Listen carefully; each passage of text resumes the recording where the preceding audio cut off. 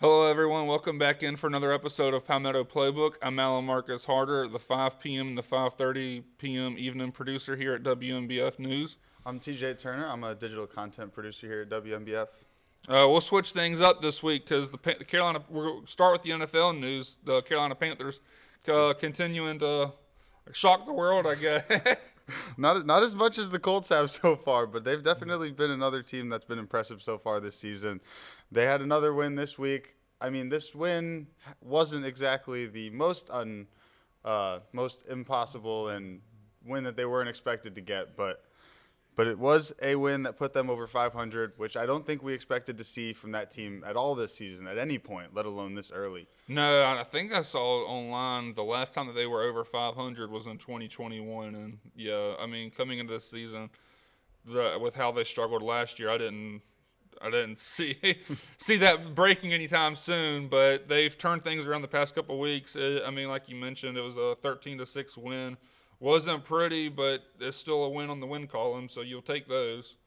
Yeah, this week was interesting coming into it because Rico Dowdle and Chuba Hubbard were kind of the story of the week for the Panthers, with Chuba Hubbard coming back from injury and how amazing Rico Dowdle has played over the past couple weeks, as we've talked about. Just seeing how they were going to work that backfield, whether they were going to split carries, give Chuba more of the carries because he was initially the starter, but it seemed like they were doing more of a 50-50 approach this week. Yeah, which I mean, this is a familiar spot for Carolina Panthers. If you remember Jonathan Stewart and D'Angelo Williams, their time here in Carolina, both really good running backs, and how you managed to get them both on the field. It was a slow going, I would say, for Chuba Hubbard coming back from that injury. But I mean, they both did their part and helped get that win for the Panthers. Yeah, this was definitely a big game for him coming back, and a big game for both of them. They split carries, and I don't want to say Rico Dowdle should be the starter moving forward. He definitely had a better game this week, and I think they'll continue to split that backfield pretty evenly for the next coming weeks. Plus, it's always great. I mean, you've seen it with how the Lions played over the last couple of years. Splitting a backfield is just better for the players, especially with how hard it is to find good running backs in the NFL right now. Just splitting the backfield, getting both of those guys, keeping them healthy. It's going to be important moving forward. Yeah, and I mean, when you have two really good players, you can't really complain about that. I will mention, for before we move on with the Panthers, the bright spot for both of the, well, I mean, I guess three of the Carolina Gamecocks with Rico Dowdle. J.C. Horn got 2 interceptions, did a really good job with the defense, and then Xavier Legette having a big second half, getting I think he finished with 8 or 9 catches with one touchdown. I want to say like 80-something yards maybe. But Yeah. he had a really good second half, so it was good for the Gamecock showing and for the Carolina Panthers. Yeah, definitely Legette's. I would say that was his best game so far in his young career. He had, I want to say 8 or 9 catches, about 90 yards, a touchdown. He put together a good performance in that second half, and I want to say that he's going to be a pretty good receiver in this league for years to come. He hasn't shown it consistently so far, but he's shown bright spots, and I think he'll stick around. Yeah, for sure. And then after the games Monday night, the Colts secured the best record in the league. I know we've been talking about it every week, but it's hard not to talk about it when it's such an unexpected thing to happen. The Colts were not seen, I don't think, on anybody's boards. No. Were supposed to be in the playoffs or even have a winning record, let alone the best record in the league after week 7. Yeah, I mean they're doing it really well on both sides of the ball. Jonathan Taylor had like 3 touchdowns this game. Their defense doing their part as well. So I mean, as of right now, I don't see any signs of them slowing down. I don't know what their schedule looks like after this, but so far they've looked the part to be one of the challenge contenders. Yeah, and not even having close games. You'd think if a team was pulling something off like this where they weren't expected to win and they're pulling off these wins, it would be close, grinding them out wins. But they've won these games pretty handedly throughout the season. Yeah. They've had their close calls and their run-ins, and they had that one game that they lost, which I personally think they played well enough to win that game, and they were right there. But the rest of their games, they've run away with them for the most part. Yeah, I mean, they're they're really one of the bright spots in the NFL, and we'll see if they keep that momentum going. And speaking of the bright spots in the NFL, moving on, do you think we're going to see any coaches being fired before the midseason point of this? There's definitely some coaches that are on that hot seat that I think that their time is probably coming down. I think the hottest seat right now would have to be Mike McDaniel. Yeah. I think the Dolphins. There's definitely some murmurings going on in that front office and just around the fans, trying to figure out whether Tua's the problem, whether McDaniel's the problem, or if they just need to clean house. But that team's been trying to rebuild for a little too long now. Yeah, I mean, the problem, though, I see, like, and I know I was watching ESPN yesterday, and Adam Schefter saying as of right now, they don't think that they'll be moving on with Mike McDaniel just yet. I don't know where you would go. Like, where would you get a coach after him, especially in the midseason? Gruden's right looking now? for a job. Well, true. I don't know. I mean, you got to call Saban. You got to call Saban. Well, we see how that worked out last time. At the Dolphins. And then after the start to the season in North Carolina, Bill Belichick might want to come back to the NFL. Yeah, he needs to retire. Well, is his girlfriend going to allow him to do that? I mean, she's got a lot of money up in there and invested in North Carolina. Yeah. I don't know what's going to happen throughout the rest of the league. I think you could see some coaching changes. I don't know if anybody's quite ready to pull the plug yet on a coaching change this early on in the season, given that the teams that are down right now, you look at the Dolphins, the Saints, the Jets, the Titans. Not to say that it was expected for them to be at this point, but those teams didn't have high expectations before the season, and it's a lot different looking at a coach that had high expectations and couldn't live up to it than a coach that was sort of expected to struggle, and then they're struggling a little more than you want them to. Yeah, for sure. And moving on to college football, we had a crazy weekend. We had nine ranked teams went down this weekend, and this is an interesting stat I saw. Every single team in the top 25 changed spots besides Ohio State at number 1. Yeah, a crazy weekend for, I mean, as a neutral fan, that's all you can really ask for, just a bunch of chaos. And then, I mean, every week is a different story, and, I mean, when you have a bunch of good games like that. I think this season's been great for parity in college football because you're not seeing a team, I mean, besides Ohio State, which I think is the one team that I've seen run away with their conference so far this year. Besides them, I think it's been pretty well even. The SEC is still up in the air. You don't know who's going to win that. The ACC is still up in the air. You're not really sure because usually you have like the Alabamas, the Georgias, the Clemsons that run away with their conference, and then you're just waiting to see who they're going to play at the end of the year in the championship game. But this season, you have no idea who's going to be in those games. Yeah, and like, well, I guess we'll transition to our next topic. Like you said, Ohio State being one of those. I figured Miami was going to be one of those teams as well. I thought Miami was going to be in that game. That took quite the turn this past week. Louisville threw a wrench in that real quick. Miami was off to a 5-0 start, and they had, I'll say it, they fell apart this week offensively. Yeah, for like you said, Louisville. It may have been less of Louisville throwing a wrench in their plan. More so Carson Beck just throwing interceptions to Miami's or to Louisville's defense. We saw Georgia Carson Beck this week. As an Alabama fan, I've seen that version of Carson Beck a few times. But coming into this game, he was having I don't want to say a Heisman-level season, but he was one of the best quarterbacks in college football. He was looking at getting drafted pretty high. Not to say he won't now just off of one bad game, but coming into this game with such high expectations, and then he threw 4 interceptions. And throwing 4 interceptions and only losing the game by 3 points, I think, was one of the more impressive things that happened in this one. But it's hard to win a game when you throw 4 interceptions. Yeah. The turnover was definitely their issue this game. Credit to them for trying to fight back and make it a competitive game, not giving up, but ultimately falling at the very end, following to lose their first game of the season. Yeah, coming into this one, I'm honestly surprised Louisville wasn't ranked before this game. Coming in 4-1, being undefeated in the ACC, I believe.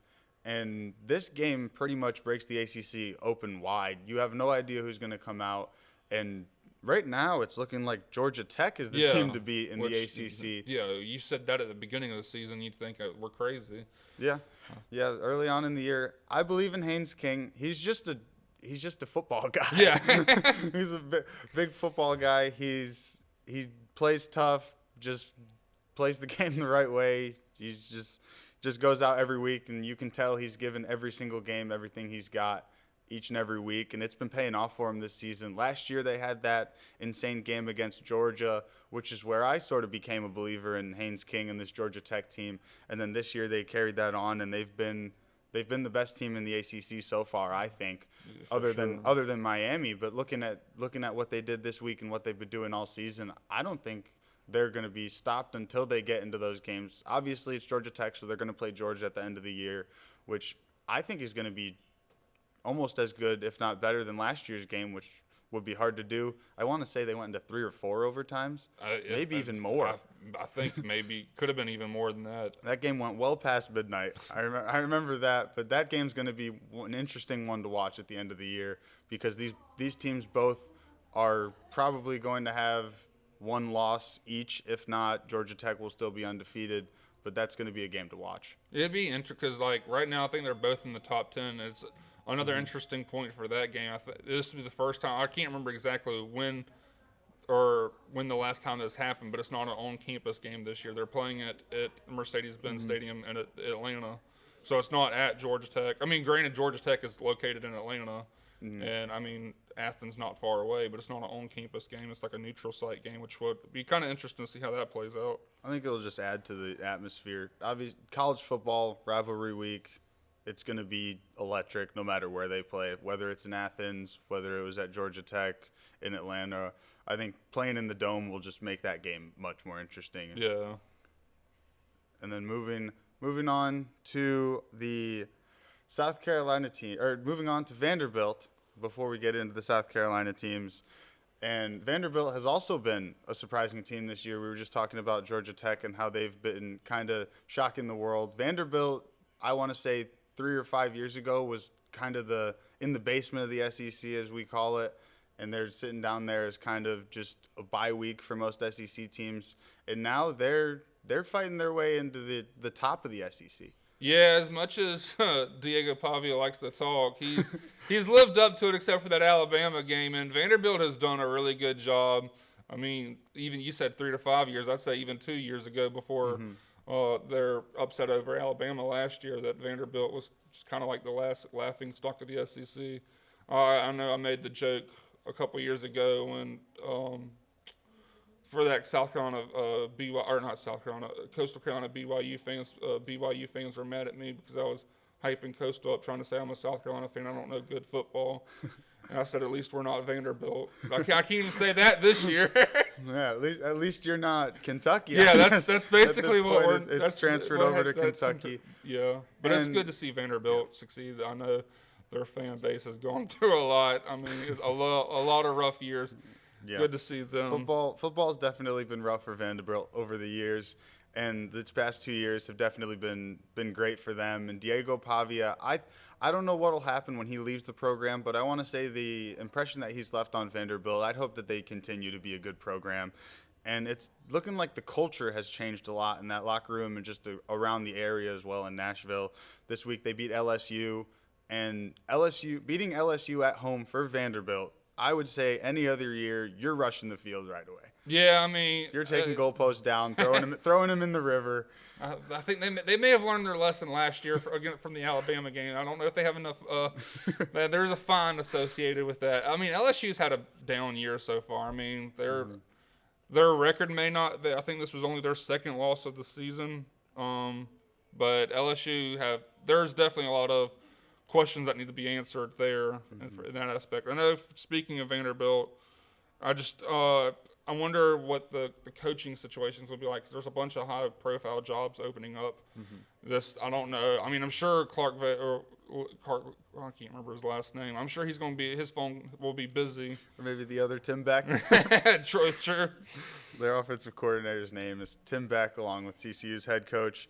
And I'll ask you an interesting question I saw this weekend. So with Vanderbilt beating LSU at home, no field storm. Do you think that's a disrespectful thing towards LSU as a football program, or do you think it's more so a testament to where Vanderbilt is as a football program?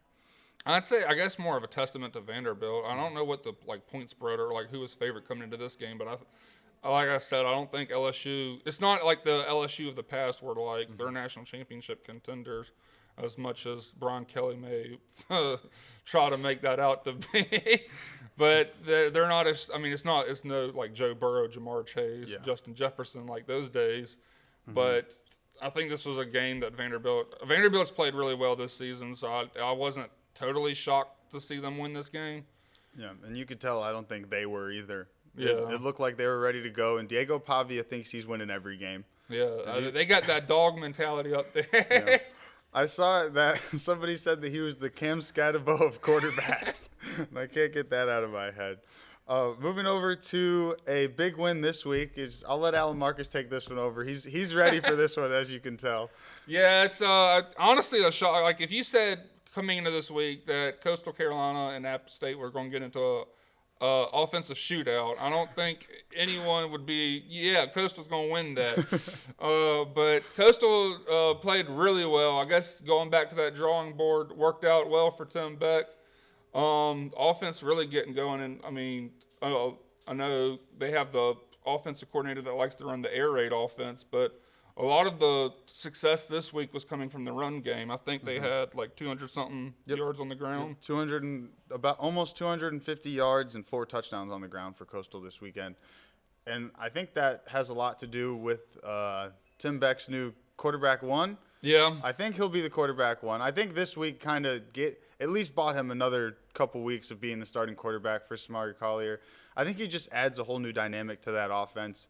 We saw last year, obviously a down year for Coastal, but last year they had some success with Ethan Vasco at the quarterback position with his ability to run and pass, and I think Samari Collier just brings that extra dimension to that offense. Yeah, I like from what I saw this week, they kind of went back to like some of the play calling that they had like in the Grayson McCall days, were like more like a running focused as well. Like I feel like Samari Collier offers a really good threat in the run game as well. Obviously, he can pass the ball pretty good too.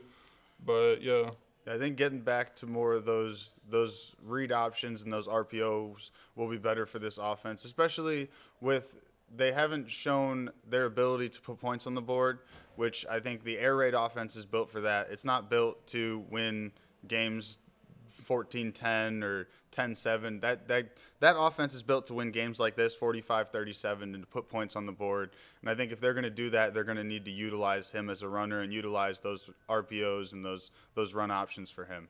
Yeah, I mean, I think it was a really good job from that offense. I mean, I'll be the first to admit, Tim Beck hasn't impressed me that much this season. Like, I mean, obviously there was a few games I hear him there between, and obviously if you go back through the past couple episodes, I'm sure you can hear me be critical of Tim Beck.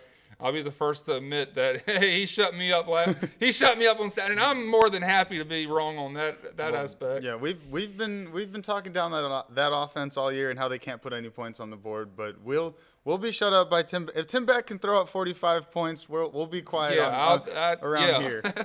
Which, I mean, obviously you have the rivalry coming into this game as well. There's a lot of chirping from App State fans on social media coming into this game, which, I mean, I guess granted they were the favorites coming into this game. Coastal showed out, and I know there were some extracurricular activities after the game on the field, which it's a rivalry game. You're gonna get some extracurriculars. The whistle lasts a little longer in these games, and after the game, you're gonna get some talk from both sides. I believe we had a flag planting this week. Yeah, we did, and then we got a statement yesterday. I think there was one video that circulated. I haven't actually watched it. I guess the Coastal fans chirping back to the App State fans after the game. Coastal came out with a statement yesterday, we should have shown more sportsmanship or whatever like that. Which I guess so. But I mean, it was a rivalry. Yeah. I know one of the big talking points was App State saying that this was Coastal's Super Bowl, which I guess that makes them the Buffalo Bills because they've lost 4 straight now. This is our Super Bowl, and what are the records right now for these two teams? 4 straight win. 1, 2, 3, 4. 4 straight wins for Tim Beck. Matty B, count them up. Death Texas and Tim Beck beating App State somehow. I don't honestly, but hey, no matter what year they have, they're gonna come in and fight during the App State game. Moving on, we had a lesser exciting game across for South Carolina this week. They had a 26-7 loss against Oklahoma, and we're gonna say it again. They struggled to put points on the board. That offense is they can't get anything going. I'd like to say I was shocked, but honestly, I'm not. This has been South Carolina's struggle the entire season. Week in, week out, offense is struggling to put points on the board. Last week, 10 points against LSU, 7 points against Oklahoma. You can't win games when you only put 7 points on the board. And it's very tiring to watch this team just continue and act like it's sunshine and rainbows and something's going to magically change during the week. We're undefeated in practice apparently, but that doesn't matter on Saturdays when they get their butts kicked on the field. The offense is a struggle. Let's put it. I looked on ESPN before this podcast. The offense total 129th. Let's put it this way. There's 136 teams in college football, the FBS right now. 129th total yards per game with 297. 103rd with 191 passing yards per game. 121st with 106.6 rushing yards per game. And 114th with 20 points per game. I think the stats don't lie that this is a bad offense. But apparently, I know we made an offensive line coordinator. But Mike Shula needs to go. And point blank and period. His time is long over gone. And this offense has underperformed this entire season. It's a disservice, honestly, to the players that are on this team that we're not getting their best potential. We're just wasting their talent here in Columbia because we refuse to make changes. I want Beamer ball, and I don't want Buddy ball over here. Shane Beamer over here keeping his friends on the staff longer than they should be. Obviously, these are human beings. I'm not happy to be over here calling for someone to get fired. These are real people. But when you're getting paid hundreds of $1,000s per year to do your job well, and you're not doing it, something has to happen. And that question was brought up to Shane Beamer after the game. What changes should be made, and I'll just let him take that away. At some point, do you feel like a change is needed? Whether it's I made a change last week, Jack. I'm talking about the play calling. Every week we're continuing to look at how to be better, and every week I do that, and every week I will continue to do that and continue to evaluate that. What gives you hope that the play Next calling? question. Okay. What gives me hope? I see the way we practice during the week. What gives me hope? I see the number of guys that we had out today that I wasn't even sure was going to be able to play, that fought their asses off to get back out there and get healthy and be able to play today. What gives me hope? I know the talent we have on our offense. And what I just told our team, we're not playing up to our potential right now. I am not getting the most out of this team right now, offensively, defensively, and special teams. Yeah, that soundbite really disappoints me.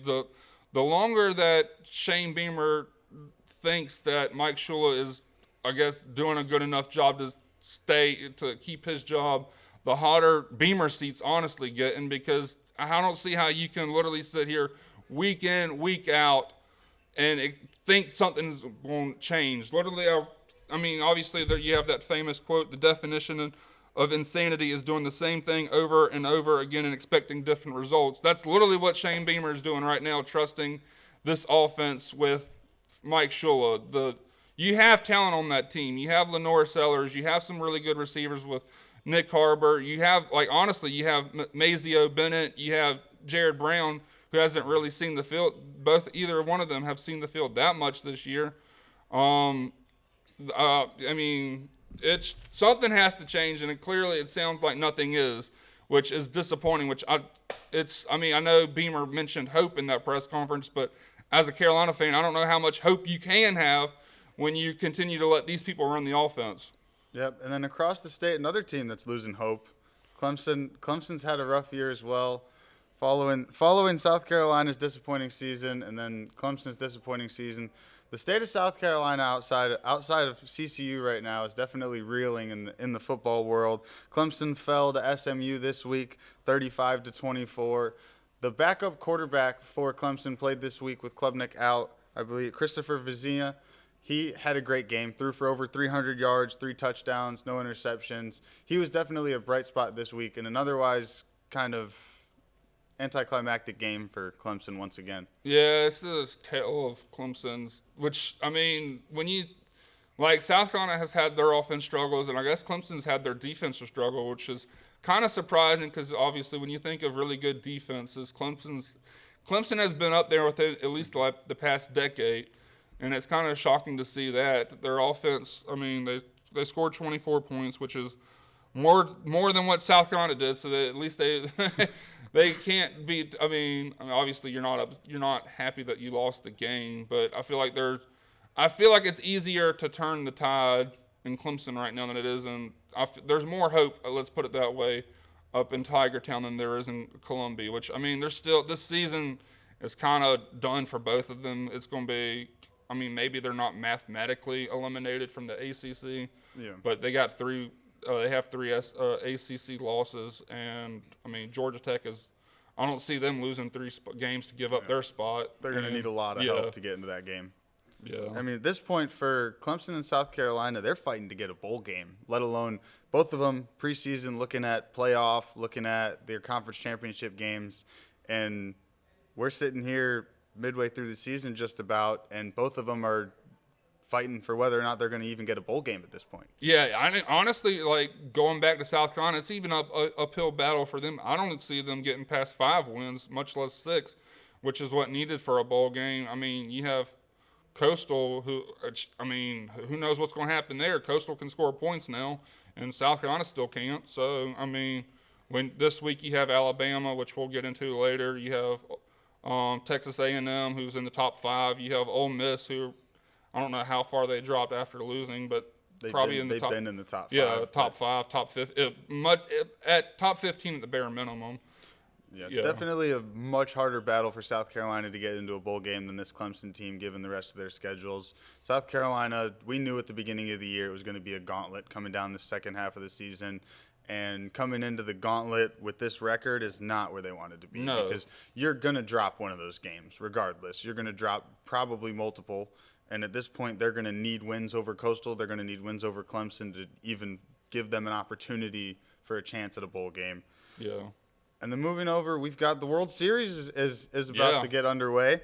The Toronto Blue Jays beat the Seattle Mariners on Monday night, and Game 7. Game 7's the best game in sports. Yeah. If you can get into a Game 7, it's just different. Yeah, it was an electrifying night, and I will say this: I'll shout her out, former face of the Palmetto Playbook. Shout out to Allison and her Toronto Blue Jays taking care of business. They were down. Was it 3-1 before the George Springer home run, which propelled them to the lead. I kind of feel bad. Like, I liked both of these teams. Their fan bases have gone through this success or lack of success over the years. I think this is like Toronto's first World Series appearance in like 30-something years. I can't remember the last time the Mariners, maybe the Mariners haven't. I'm not sure. I think it's been a while for both teams. Yeah. So like I hate. I would have been happy either way how this series turned out, because I think both fan bases deserve to be in that spot in the World Series, and both teams have had a really good season. It's a shame one of them had to go down, but that's how it is in playoff baseball. Yeah, the story of this series and these two teams was the exact opposite of what was happening on the other side. Yeah. You had a sweep from a Dodgers team who everybody had basically written into the World Series from day one. Or I guess not even from day one, before that. As soon as Ohtani was signed, they basically etched them into the trophy at that point. Yeah, I mean, not making the World Series is kind of basically a letdown for the Dodgers with how much money they've invested in this team. I know for that Game 4, just another unheard of performance from Shohei Ohtani. When you have three at bats, 3 home runs, you pitch 6 innings, 10 strikeouts. Yeah. I'm not sure. I don't know how many runs he gave up or anything like that. But those are just those are video game numbers. Yeah, I don't think I've ever seen that outside of MLB The Show. Yeah. When I saw mine, they were trying to. Sports pages will always be like, try and put this into NFL terms or put this into NBA terms, and I don't even know how you would compare that to anything. No, besides Travis Hunter putting up 3 pick sixes and 5 touchdowns. Yeah, it was a crazy performance from him. Yeah, definitely going to be an interesting series, especially one team coming in with all the expectations in the Dodgers, and then the Blue Jays coming in with none of the expectations. It's going to be an interesting battle because at this point, obviously, it's the World Series. Nobody has anything to lose at this point, and it's going to be interesting to see a team with all the star power against a team that wasn't really expected to be in this position. Yeah, I mean, it should be a really good matchup. I think the Toronto Blue Jays were like the 1 seed coming out of their side of the conference. I can't remember what seed the Dodgers. I don't think they were. They weren't. I want the to say one they were the seed. 3 seed. Yeah, because I believe. they. Yeah, The Brewers were the 1 seed, and they just swept the Brewers in the series before. I want to say they were the 3. I'm hoping for a really good series. These are both really good teams, and we'll see how that plays out. And then we've got some good news across the Carolinas. The Carolina Hurricanes are still undefeated, 5-0 so far on the season, off to a great start. We'll keep you guys updated with their season around the year. Obviously, still young in the season, but definitely some high expectations going into the season, and they're living up to them thus far. Yeah, it's good to see. I mean, I guess I need to get back into hockey if they're doing this well, or maybe it's helping that I don't follow them that much. But I mean, when you come to a season and you're one of the favorites to win the Stanley Cup, it's good to actually see them live up to that expectation. So I know there's a long way to go in the NHL or any season, to be honest, but to start out strong is a good thing to see, and obviously you want to keep seeing them do well. So we'll see how that plays out as the season goes on. And then moving over from Raleigh over to Charlotte, the Hornets are about to get underway. You guys are watching this on Wednesday. The first game will be tonight, and this team is very young. The expectations are pretty low. I think they'll be able to exceed those expectations simply because of their youth, and they'll go, I believe, as far as LaMelo Ball and Brandon Miller will take them. Yeah, I mean, I think it could be good. I think it'd be easy to exceed expectations coming into the season because I mean they're so low. there's no expectation, or at least I guess in my opinion, Yeah. there's not that much expectations to begin with. So at the bare minimum, if you get to do, I mean, they were one of the worst teams in the league last year. There's not much lower you can go than that. It's all up from here. Yeah. And they've got a couple of Alabama guys on the roster now. We've got Brandon Miller, Colin Sexton came over this year, so I'm looking forward to following their season, and we'll keep you guys updated here. And looking ahead to next week, we've got a couple of bye weeks next week. Clemson's off, which will be a good week for them to get Cade Klubnik back to 100%. Yeah. Coastal's off, which I think will be a good week for them to implement some of that run offense that we were talking about earlier, getting Samari Collier more familiar with the offense as he's had a couple weeks as the starter, and moving forward, I think he will be the starter. And then we've got a big game at Williams-Brice this weekend. Yeah. It's going to be a rough one from South Carolina. I mean, we talked about hope earlier in the episode, and just the lack of hope right now for South Carolina. There's nothing that gives me like, oh yeah, South Carolina can win this game when you still decide to stick with Mike Shula calling the offense. I mean, I don't see. I think Oklahoma. I think Alabama is a better team than Oklahoma. Oklahoma may have a better defense, but if you can only put up 7 points against Oklahoma, and like I said, 7 points is not going to be good enough to win a football game, much less against Alabama when Ty Simpson is lighting up the field. Yeah, I think this game, I had this one circled preseason as one of the biggest games as an Alabama fan, especially living down here in South Carolina. I thought this game was going to be the most exciting game of the year to talk about on the show as well, and we're coming into it a team with zero hope against a team that's looking like they're just running through everybody at this point. Coming into this week, Alabama broke the record. They had the most ranked conference wins in the SEC in a row. They've had 4 wins. They're just going back to back to back, just running through the SEC at this point. And then I don't think at this point anybody wants to play an Alabama team, this Alabama team, especially a reeling South Carolina team that's just looking to pick up as many wins as they can to finish out the year. And like you mentioned, this game, like coming into the season, had all intents as person to be a really good game. If you remember, literally just last year on South Carolina on the road, taking Alabama to overtime, losing by 2 points on a failed 2-point conversion. Well, actually, I take that back. I don't think it reached overtime. They were trying to go for the 2-point conversion. Yeah, it would have sent it to overtime. But, yeah, they missed the 2-point conversion. Losing by 2 points in a tough game where they played really well the second half. of that game. But it's a much different story this season. I think the one thing that South Carolina has in this game is Williams-Brice. I think regardless of how the season's going, regardless of what's going on in their season, I think Williams-Brice is always a tough place to play for anybody. I know this season hasn't gone how South Carolina fans have wanted it to, but with how South Carolina fans are and how that stadium can always be, I feel like they're still going to get behind their team and they're still going to be there in full force. So it still could be an interesting game given the factor of the crowd. But if you just throw 11 on 11 out there, I don't think this one will be close. Yeah, and I mean, just given how South Carolina has struggled so much the past couple weeks, if they get off to a slow start, which at this point I expect them to, because I mean, what else have I seen so far? I think this crowd, there could be a lot more Alabama fans. There will be a lot more Alabama fans in that stadium at the end of the game than there will be South Carolina fans. I think this fan base is fed up at this point. They need something to be excited about. We come week in, week out, put our heart on and ready to see this team play on the field to consistently be let down. That's the only consistency we've seen so far from South Carolina, is just to be bad, that's a sad thing to see with all the potential that they had coming into this season, which, yeah. We've got some non-optimistic fans in Columbia, but the Carolina Panthers fans might be one of the most optimistic bunches out there right now, especially with how they've been at home so far. They're going to host the Bills this week, and they're undefeated currently at home. I believe 3-0 on the season so far. They're 4-3 on the season. They have a winning record at this point.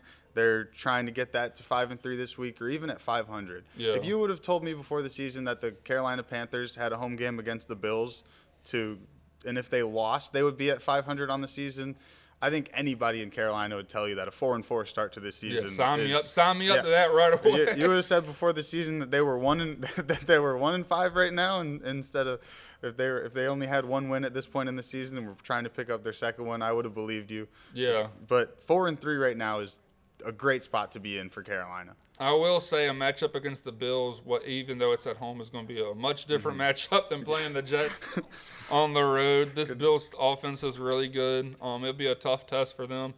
We'll see if they can overcome it. I know the Panthers the Cowboys offense has done really good this season, and the Panthers beat the Cowboys. Mm-hmm. So we'll see if they can try to do the same thing against the Bills. The one thing they're going to need to do this week is the Panthers have shown all season that they can win close games. If you leave it up to a touchdown field goal game at the end, the Panthers have found a way to win those games all year. So I think if they can keep this one close, they're always going to give themselves a chance at the end of the game.